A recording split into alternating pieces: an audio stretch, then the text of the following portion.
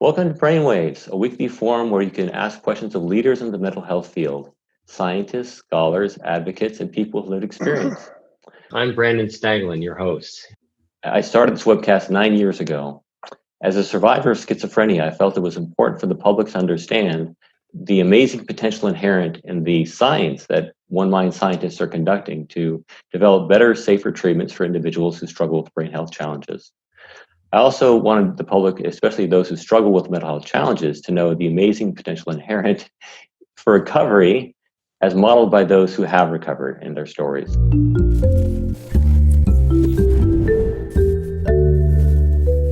Thank you for joining us. Feel free to drop us your questions, and we'll try to answer as many of them as we can during the Facebook premiere. We've been talking on Brainwaves about managing mental health during the coronavirus pandemic. And today's topic is neurodiversity.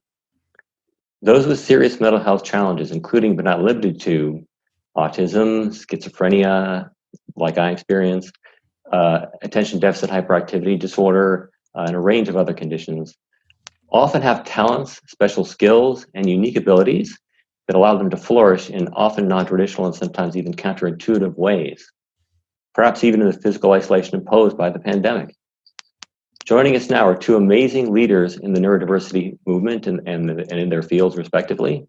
We have John Elder Robison. He's an author, educator, and neurodiversity advocate. He is the neurodiversity scholar in residence at the College of William and Mary in Williamsburg, Virginia. And his 2007 memoir, Look Me in the Eye, My Life with Asperger's, details his life on the autism spectrum.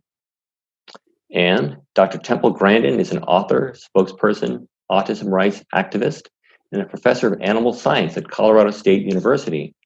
She was diagnosed with autism as a child. In 1986, her first book, Emergence, Labeled Autistic, was an unprecedented look at the autism experience from the inside. And later, Matthew Rasher and Carlos Larari are brain health advocates, and they both have lived experience with schizophrenia. And they inspire audiences around the nation and the world using their band, FogDog, with their music. They have amazing musical talent. So they'll join us later for a special performance. So first, John and Temple, thank you both so much for being with us today. I really appreciate your being on the webcast. Thank you. Absolutely. We're so lucky to have you here. I'll start with John. John, what do we mean when we talk about neurodiversity? Is it controversial at all? And how did you come to focus your life's work on it? First of all, I guess I would say that while neurodiversity is very important to me, and it's regarded as, for me, it's one of the, people say it's one of the most important things I do. I actually have a job. I run a company that restores automobiles. And so to say it's the main thing I do sort of dismisses what I've done for 40 years. Mm-hmm. And it would not be possible for me to be here as a neurodiversity advocate if I didn't have the foundation of a successful business that makes that possible for me. As for neurodiversity is a different way of looking at cognitive differences. We recognize that some things happen to us through life experience that change how we think and see the world and how we behave. Other differences that set us apart from other people are part of us from birth or very early childhood. And I think that it is significant and empowering to recognize that being born different from other people doesn't make you less than other people. It doesn't make you a second-rate person. So neurodiversity is recognizing that diversity in human cognitive function is a natural thing. It's not that there are healthy humans and broken humans. There's no question that, we suffer sometimes from aspects of being different. We suffer from anxiety and depression, for example, but we also benefit from exceptionality. So the idea of neurodiversity is recognizing the mix of disability and exceptionality. Mm-hmm. And of course, not everyone feels that way. Some people say, well, I am totally disabled. I don't see any exceptionality at all. And that's why I think there's a very wide range of opinion about whether people think that paradigm applies to them or not. Mm-hmm, mm-hmm. It's a powerful thought and a powerful idea. I believe all of us have strengths that are unique to us and enable us to succeed in ways that others can't. Can you please describe some of the ways that people with mental health challenges might actually do better under certain circumstances than those who you might call neurotypical? Well, autistic people, for example, tend to be weak at reading emotional cues from other people. So when we don't sense your smile or your body language and we misread your intentions, another person might see that as a deficit in us, as an obvious disability. But for many of us, that is offset by a superior logical reasoning ability.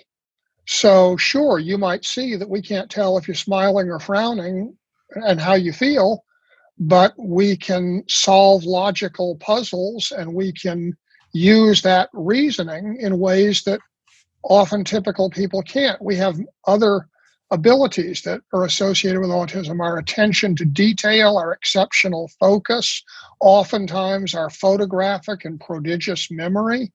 Those are all things that can make us exceptional, but there are trade-offs, and people often focus on the disability, and I feel that we need to look at both sides. I love that. That's fascinating. Thank you. Temple, you've written, "I'm different, not less."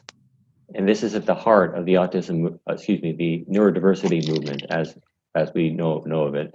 How does being on the autism spectrum help you connect in a special or unique way with animals? And how does it help you in other aspects of your life? First of all, I want to say that I thought John did a beautiful job of framing some of these issues, just a beautiful job. I'm an extreme visual thinker.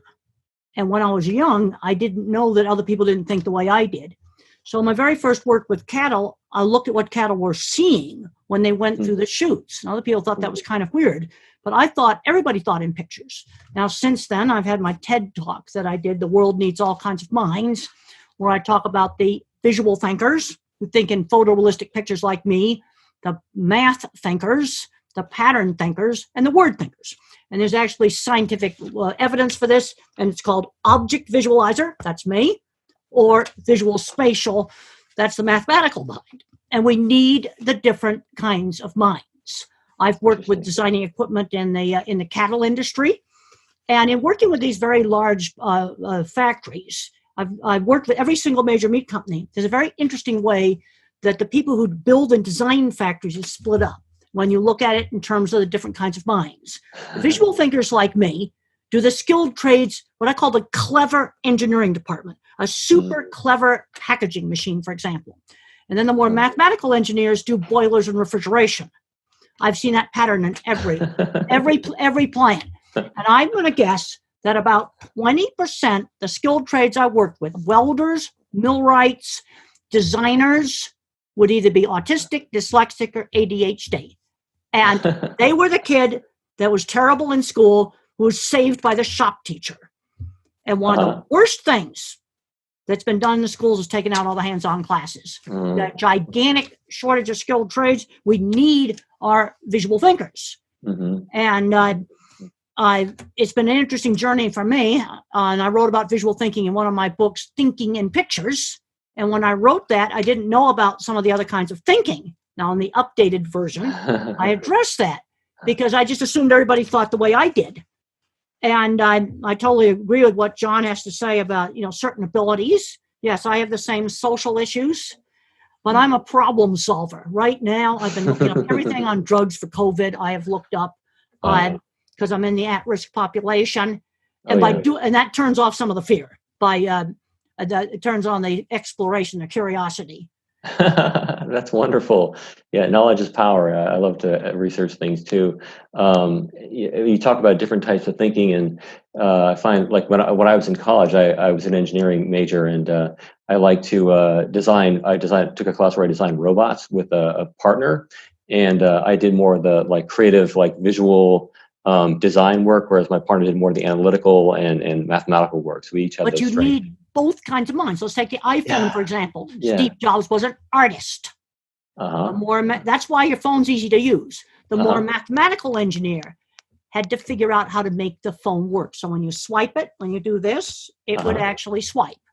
You see, that's an example of needing both of the minds. Absolutely. We need the different kinds of minds to solve problems. It takes a village. Okay. Thank you, Temple. That's wonderful to hear. John, what about all the other professions out there, as Temple's been talking about? How can companies benefit from more neurodiversity in the workplace? And how can companies become more welcoming and inclusive of people who think differently in different ways? About 10 years ago, a software company, SAP, started an initiative called Autism at Work, because some of the managers there saw autistic kids that had really exceptional skill using computers, even at an early age.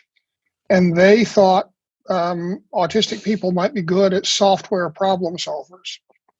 And that proved to be true, but they also discovered that autistic people had abilities in many other areas. They could work in finance and planning and so on.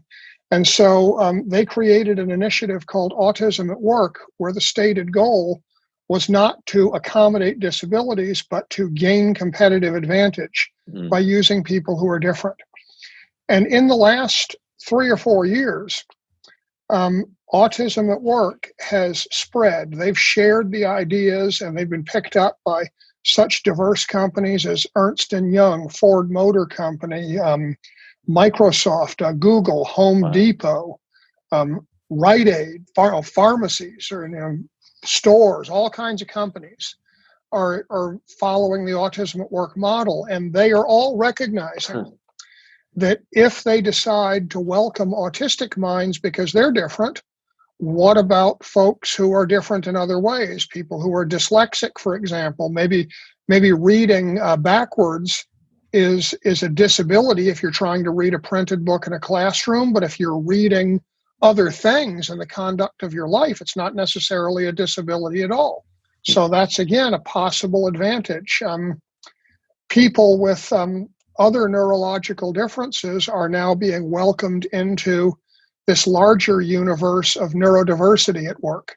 And many, many companies are doing that. You're also seeing hundreds of colleges starting neurodiversity on campus programs, both with neurodiversity support for students, but also at schools like William and Mary, where they are teaching neurodiversity as a culture, as a civil rights initiative, and also from the perspective of biology and evolution.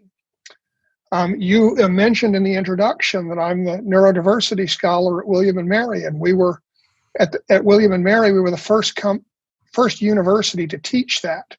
I'm also the neurodiversity advisor for Landmark College, which is the only college in America that was actually established by neurodivergent people to teach our own population. Wow. So the staff at Landmark consists of many people with autism, ADHD, dyslexia, schizophrenia, anxiety, and it is us teaching people like us, which is fundamentally different from the model in special ed and public school, where you have non-autistic teachers telling autistic children how to act. And that's a thing that meets with a lot of resistance and doesn't work well. Mm-hmm. So that's, I think, what we're seeing evolve right now. That's amazing. Peers teaching peers. I mean, that's what a great model that is, because people can relate better that way with each other. Well, absolutely. If you live it, it's not like I'm telling you how to act. This is what I did in my life, and if you're like me, this could be relevant to you. Yeah, no, that totally makes sense. I love that. And what you're talking about SAP, and it's autism at the workplace program, Autism at Work program. One Mind has an initiative called the One Mind at Work program, and we'd love to connect with you offline to learn more about that and see how we can integrate that into our work, to integrate people with mental health challenges into the workplace. So we'd love to follow up with you afterward. Thank you. Wonderful. So Temple, How receptive do you find audiences to be to the idea of neurodiversity, and how do you persuade people about the abilities of those with mental health challenges? Well, I talk a lot about the different kinds of minds. The photorealistic visual thinker, object visualizer, the math pattern, visual spatial, and the word thinker. And people ask me about this. I said, the first thing you have to realize is that different kinds of thought exist. It's been shocking for some highly verbal thinkers to find out that visual thinking exists. And there's a few people that have aphantasia. They're rare, but they have no visual thinking at all. I actually found scientific papers on this. Wow. And I've talked to quite a lot of college deans, even some college presidents. And I'm concerned that some of those strict requirements, like you got to have algebra. I couldn't do algebra, but you need us visual thinkers to solve problems. I've talked about that in my talks, a fragile angle of attack sensor on a Boeing airplane, and they trusted just one of those. Fukushima flooding because they didn't put in watertight doors. These were visual thinking mistakes. Now, I can't design a nuclear reactor, but you still need the visual thinkers. We need all the different minds. And I've had some deans and stuff kind of get a light bulb moment. Also getting into dyslexia. I found a wonderful article years ago, and I think it's a book about dyslexic CEOs. Because some people that are dyslexic, they've got great vision. And in my talks, I always ask, what would happen to Thomas Edison today? Hyperactive high school dropout. Well, and Michelangelo was a 6th grade dropout. That's very, very well documented. Okay. Very well documented. Einstein, no speech until age 3. What would happen to those people today? I'm not going to put labels on them, but they were not a conventional educational path. We need the different kinds of minds, and I really, really emphasize that. And people that are different have uneven skills. Trying to make me an algebra specialist, that's sort of a waste of time. It's better off to have me do things where I can use my skills, design equipment, animal behavior. There's people that are visual thinkers that are gifted in art. And I've been out to Silicon Valley. Half those programmers are on the autism spectrum. I've been there. I've seen them. Wonderful. I think Malcolm Gladwell mentioned in his book, David and Goliath, about how dyslexic CEOs many people with dyslexia had become CEOs because of the strengths that they had. Well, there's a vision like, okay, let's just look at it. We're kind of locked down right now. And I even when this started, I said, I'm afraid whether my things are going to be canceled this summer. That was a month ago. I was, predicting that. And we might be doing school online next fall. I don't know. I hope not. But okay. I could see that the COVID mess was going to take longer to work out of it than other people were kind of seeing it. Yeah. Hopefully we can benefit from your vision and by looking farther ahead down the road and planning for things that are going to come. Well, I'm looking at what do we have to totally get us mess. Okay, cheap drugs to treat COVID. We're not there yet. Things didn't go as well as we would have hoped on that. Yeah. But that would be something that would enable us to get out of it quickly. A vaccine, that's going to be a ways away. Yeah, we need those things. And this brings me to think about our next question, which is that we're living in trying times, obviously, with the current coronavirus pandemic, and this could last a while. Many people are mentally resistant to the idea of social distancing and probably wouldn't want to stay socially distant for a long time. But might there be some people who actually thrive in being physically alone? Well, maybe for some people on the autism spectrum, it's going to be less of a problem. I'll tell you something that's helped me because I've been on some other talks with families. I got to get up in the morning, take a shower, get dressed for work by 8 o'clock. I find that helps me to feel a whole lot better. And I try to get some writing done in the morning. I'm updating my Improving Animal Welfare Practical Approach book. I'm updating that right now. I've got another book coming out.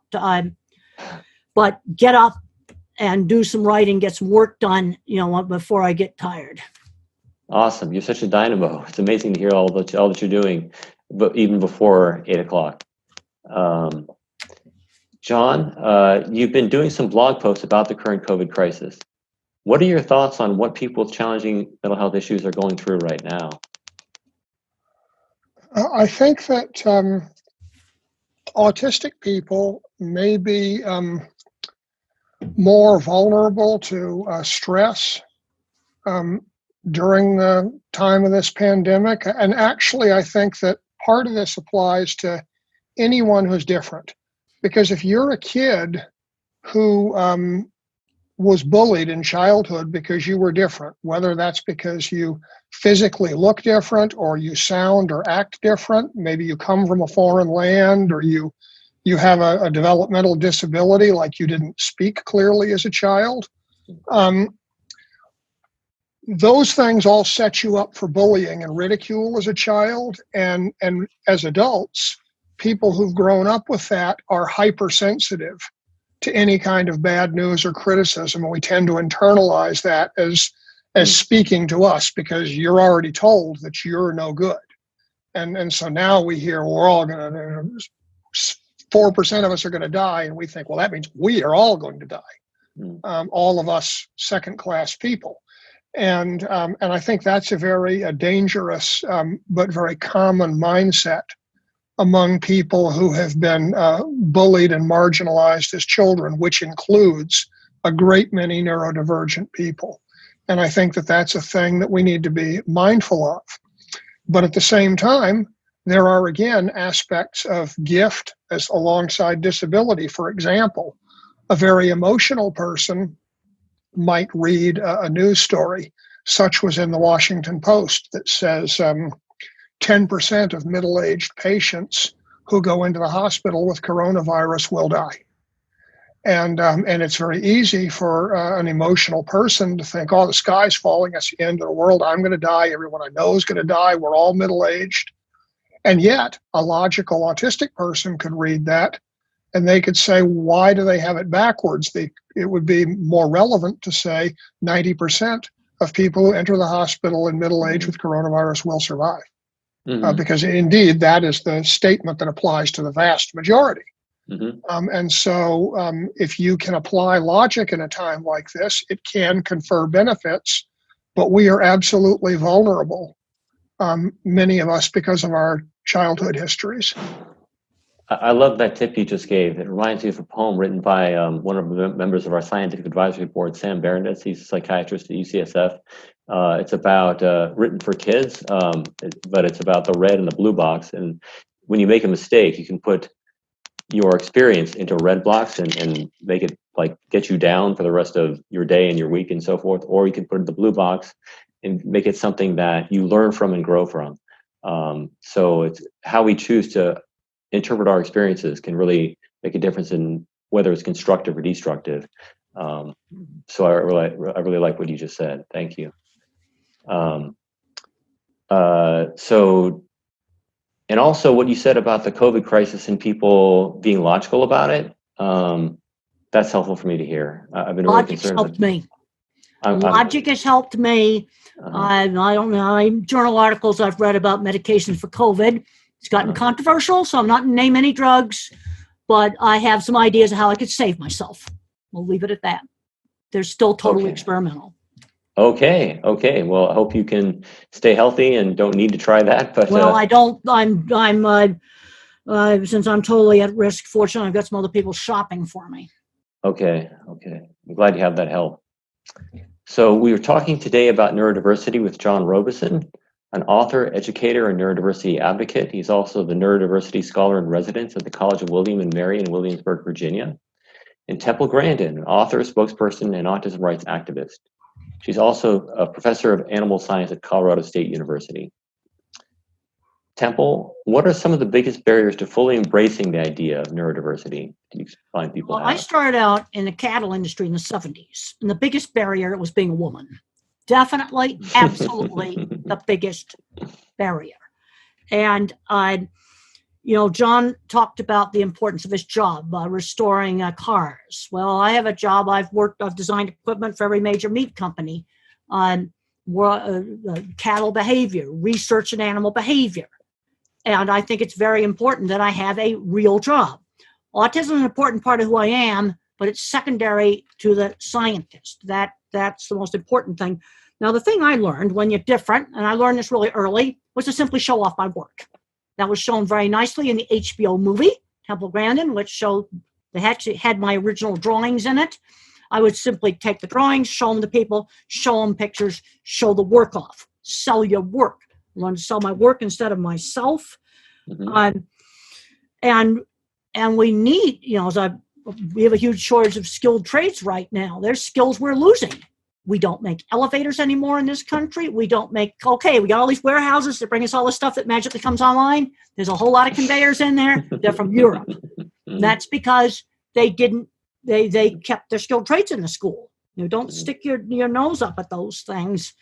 I worked with so many really smart people inventing all kinds of things. Wow. It's sometimes difficult for people to imagine that a mind is different. There's been discussion in the scientific literature about animal consciousness in serious scientific journals. But you know what I found? The word thinkers tend to deny animals' consciousness. Mathematicians and visual thinkers, they go, well, yes, of course, the dog's conscious. Wow. So it's been interesting for me to try to figure out how thinking verbally is completely different. Now, here's a paper I want to throw out to everybody. It's a paper called Genomic Trade-offs, or Autism and Schizophrenia, the Steep Price for a Human Brain.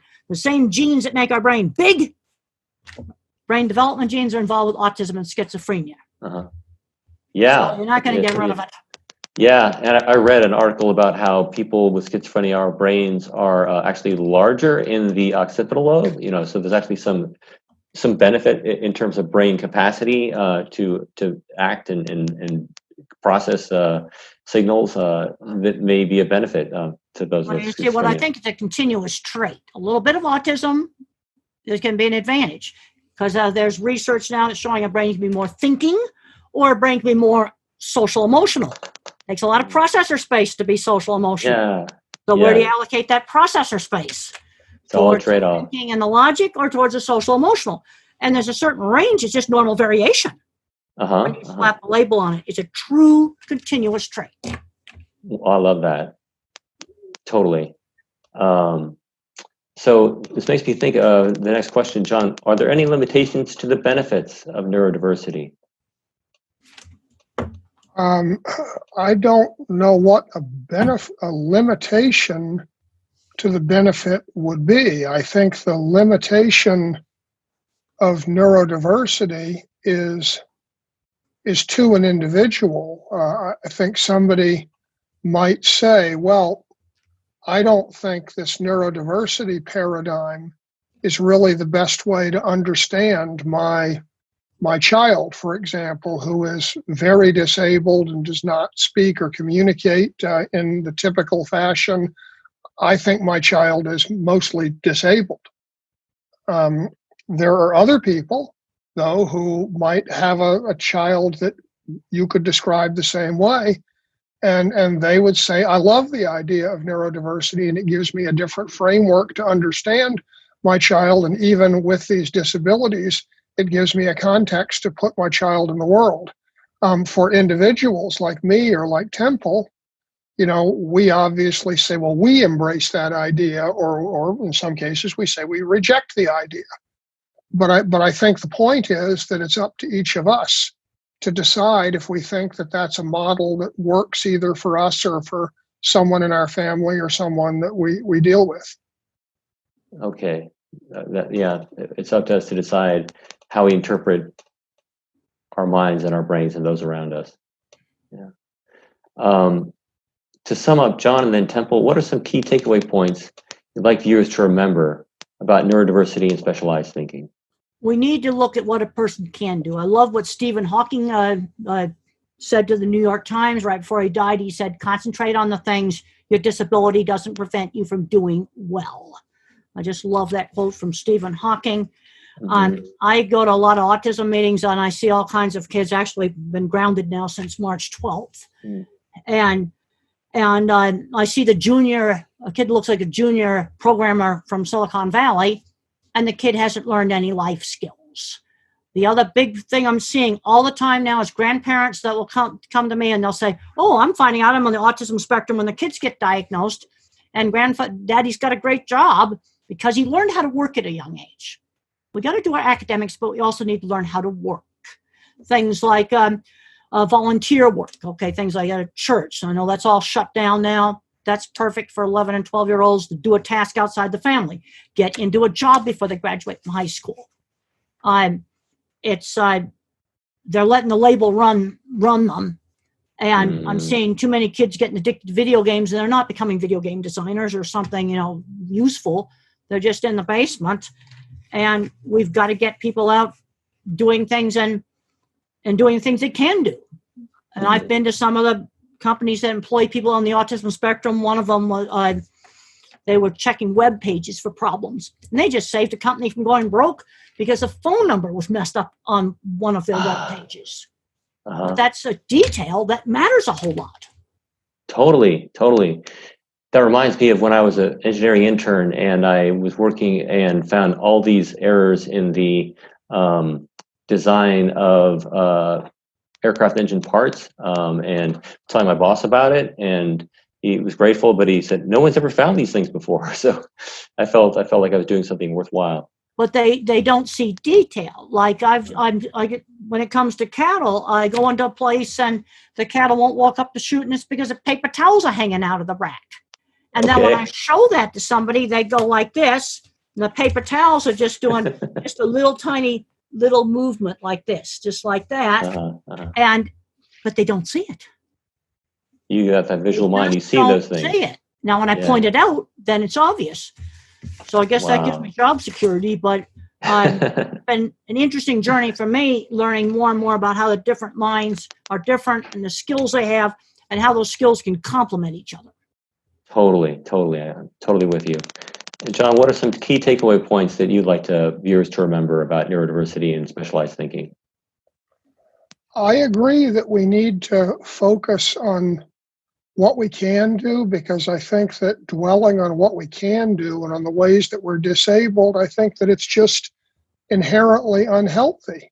Every person becomes disabled in a variety of ways, inevitably through the passage of time. And I think the healthiest perspective is to focus on what you can do all of your days and to try and be the best you can be at that. I think that's a thing that we really lose sight of. Temple spoke about the importance of young programmers learning social skills. And often we talk about how special ed programs need to teach kids with autism diagnoses social skills in school. And that's true. We do need to learn social skills, but I think it's a little unfair to say autistic kids need to learn that. The fact is, we have a generation of young people who have grown up texting and communicating over smartphones. I may have been born with a disability reading body language, but a kid who spends most of his or her time texting has acquired a disability in reading body language by not doing it in those formative years of their lives. When we started college in the United States, back at the founding of our country, one of the things colleges taught was deportment. And that was how to behave in different situations. I think that we need to return to teaching consciously the value of behavior in different situations. As Temple said, it's important for us to have work skills, but that's part of the larger idea of life skills and knowing how to put them in context, how to behave when you're at a guest's house, how to behave when you're at a job interview, how to behave when you're on a checkout line at a grocery store or when you're working in a cattle factory. And I think that's not just important for neurodivergent people, it's important for everyone. We are, if anything, the canaries in the coal mine. We show the need for everyone to do it. Wonderfully said. And I totally agree. And I'd love to be more proactive about helping people understand the need for getting along in the world, and part of that involves social skills. So thanks for those amazing words. So finally, Temple and John, what words of hope do you have for viewers and for those striving to dispel stigma and foster acceptance for those with mental health differences? Okay, well, for me, it's basically show people what you're capable of doing. I'm a big fan of making portfolios of work, figuring out back doors to get into jobs. I mean, half of all good jobs, you get into them because you know somebody. I just talked to a lady just the other day. She's got a really cool tech job. I've got to keep the confidentiality. In her 50s, super cool tech job, brilliant engineering mind. She was waiting on tables at a restaurant and talked to 2 engineers, and she was in. Talk about a back door. That's a real person. Just talked to her within the last week. She's a go-getter. That's amazing. And she's got a really cool job. Okay. And she just got talking to them. They could see she was really intelligent, and then they had to come to the workplace and they tried her out. Talk about a back door. Yeah. And the front door is not the only way to get into things. And there's a scene in the HBO movie where I go up and I get the editor's card. That's an important scene because I recognized if I started to write for that magazine, that would open up a lot of doors. Wow. Seeing the back door. That's wonderful. You see things that other people don't. That's fantastic. That's fantastic. John, what are some words of hope that you can offer for people struggling to dispel stigma and foster acceptance for people with mental health differences? I would urge people, whenever they encounter someone who behaves in a strange or unexpected way, instead of just rejecting that person, ask, if that person is perhaps just different than they are, and what seems different to you may be normal to them. Just like Temple talked a moment ago about how she would see paper towels waving to the side of a cow chute, and the cattle wouldn't walk through it, and she could point that out, and the plant managers would say, well, how come I didn't see that? Well, the fact is, they can't see it, and they'll never see it because they don't think like a cow. And Temple has the extraordinary ability to think and see like a cow. Some of us can think and see as if we are machines. And those are great gifts. It's fine to say, well, everyone should, pay attention and do that. But the fact is, if you don't have that way of perceiving the world, you aren't going to do it. And that can cause Temple, me, and other people to act in ways that some people think are strange. But if you're the guy who's got the cattle that won't go up the chute, our ability to see that answer for you is priceless. And I think that that's a thing that everyone should keep in mind, that different minds exist for a reason.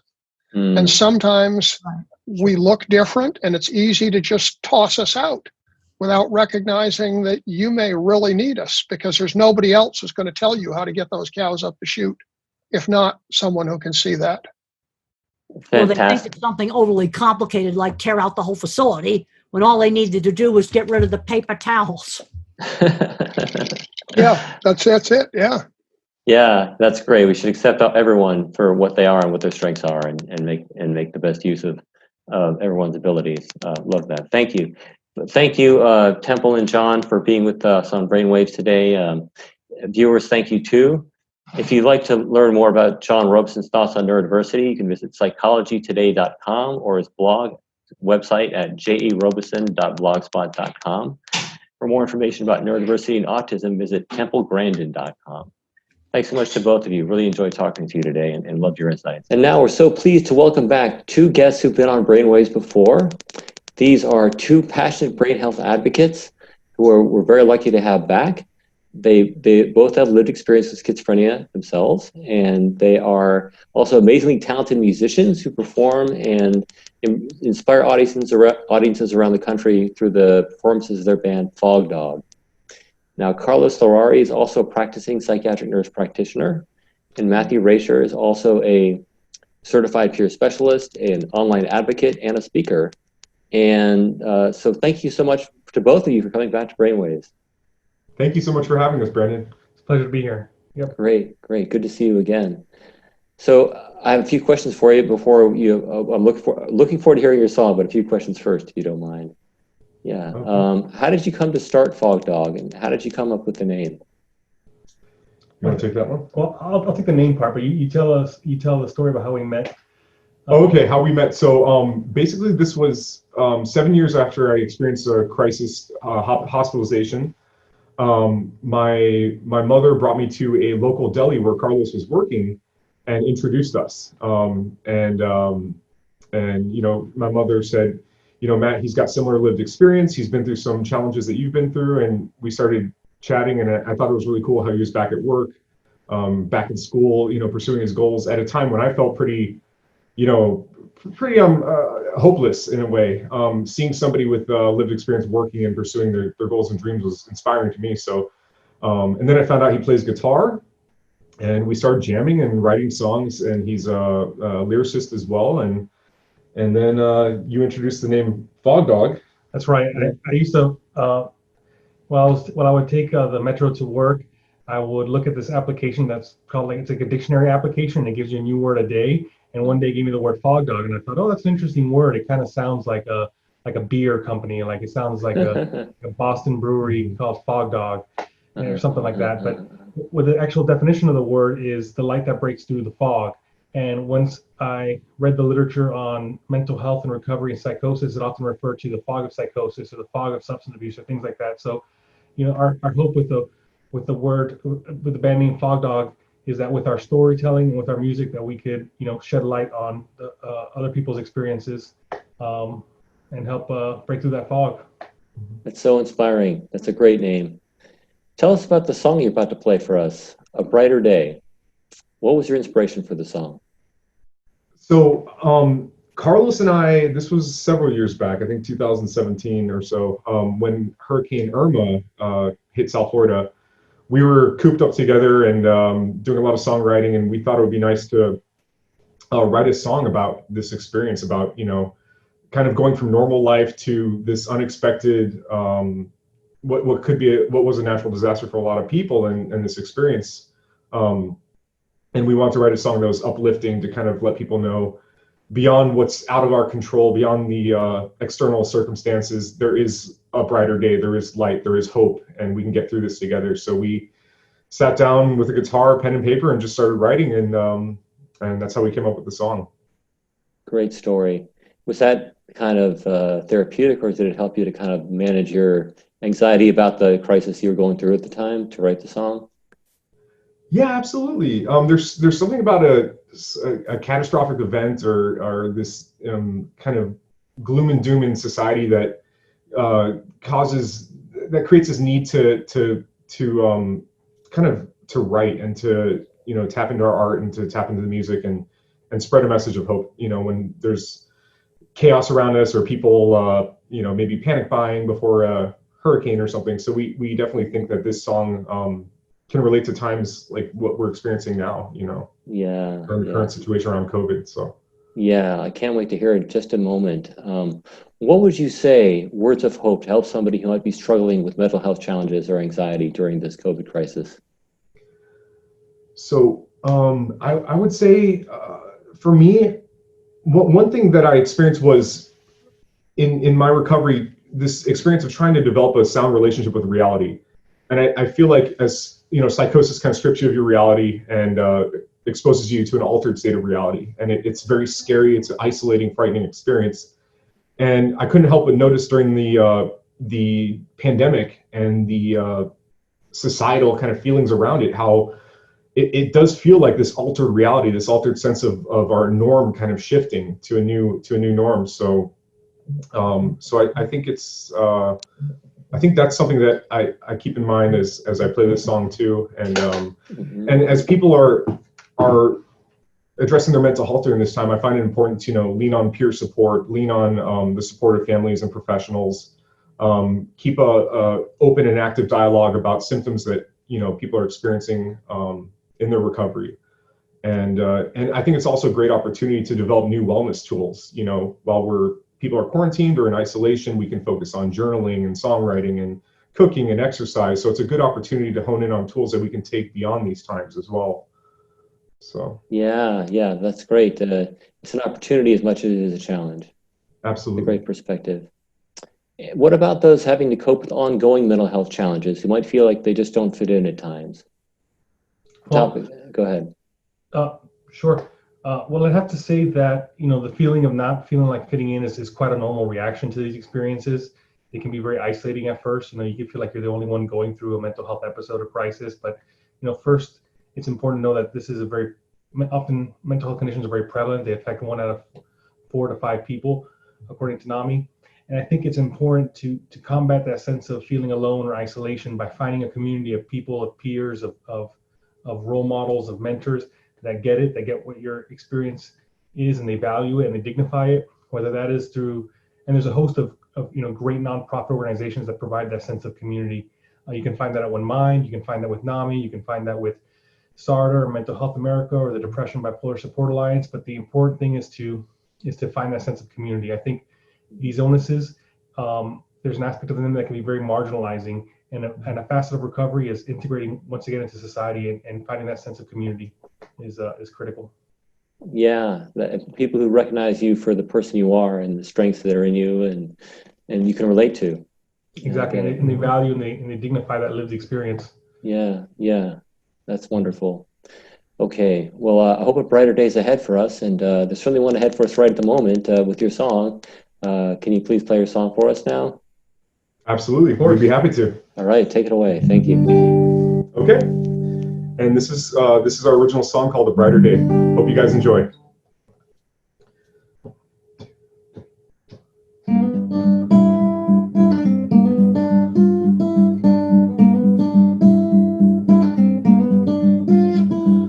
Thinking about my baby all night long.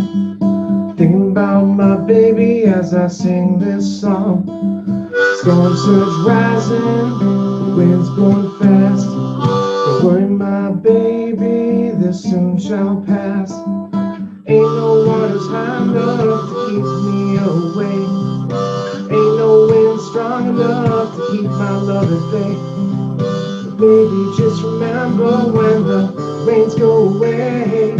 Baby, just remember there comes a brighter day.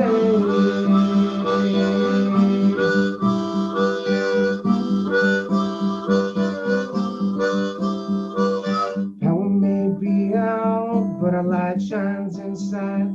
A beacon of hope, but we don't know how to hide. Homes may be gone, but families will stay strong. So wait for me, my baby, it won't take long. Ain't no waters high enough to keep me away. Ain't no wind strong enough to keep my love at bay. Baby, just remember when the rains go away. Baby, just remember there comes a brighter day.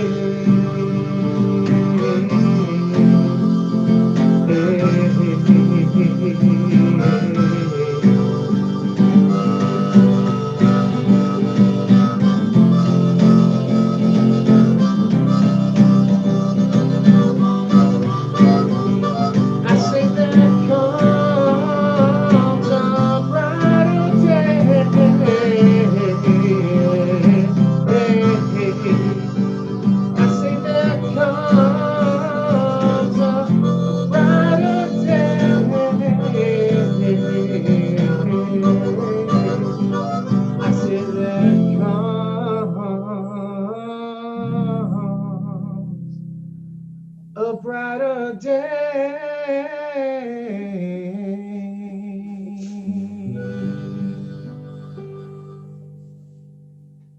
Wow, thank you so much. You guys are awesome. Thank you so much. Thank you, Brandon. Thank you guys for watching. Thank you. Absolutely, you totally brightened my day, and I'm sure you did for everybody watching. If you have an album, I totally pick it up in a second. I want to hear it start every day with that song. Thank you. Thank you so much. Absolutely. You've given me a lot of hope and a lot of good feeling for the day and beyond. Thank you. All right. Well, guys, appreciate you being on Brainwaves again. Hope to have you back in the near future and hope to see you soon. Best wishes and stay healthy and safe. Absolutely. Same to you, Brandon. Thanks for having us again. It's always a pleasure. Thank you, Brandon. You're welcome. Take care.